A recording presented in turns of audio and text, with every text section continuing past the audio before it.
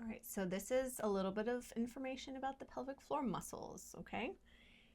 So we've got, first off, just so you know what you're looking at, we've got the pubic bone in the front, the tailbone in the back, and the sits bones on the side. So again, the sits bones are, if you rock side to side, you feel those bony things against the ground. Those are your sits bones. So the pelvic floor muscles are inside of those sits bones.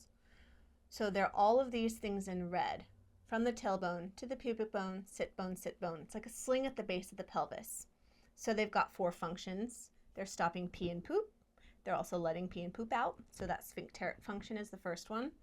They're holding all of your organs up. So some of you may have heard of organ prolapse or have that. That's when the pelvic floor muscles have either weakened or the ligaments holding up your organs have become overstretched, or both. The third function is it's part of your core. So pelvic floor and breathing diaphragm move together. And then the deep abdominals and the deep back muscles. That's your core. Okay? And the fourth is a sexual function. So we've got normal pelvic floor muscles are like this, we'll say. This is the pelvic floor. Some of my patients have a lot of tension in the muscles. Some have a lot of laxity. If you don't have that normal configuration, the contract, relax, that constantly happens throughout life, that brings blood flow, that's reduced. So that affects arousal, sensation, so that's sexual sensation, and also the ability to have an orgasm. Sometimes too much tension or too little tension can cause those problems. So, and then, so that you can see the anatomy here, this is obviously a pelvis with a vulva. The anatomy is similar with people with penises.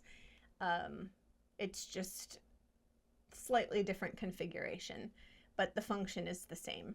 So we've got clitoris, urethra, vagina, so vaginal opening, and that's the anus. There's 2 layers of muscles. There's the superficial layer, and that's, you can feel that.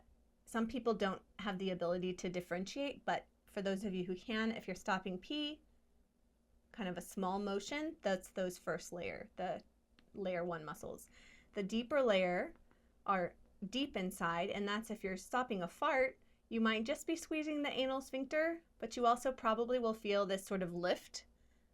That's the deeper layer. So if we can do both, so right now, sitting here, if you can squeeze like stopping pee, and then squeeze a little more, and you can kind of feel that lift up towards your head, that's these deeper muscles engaging, and then let it go.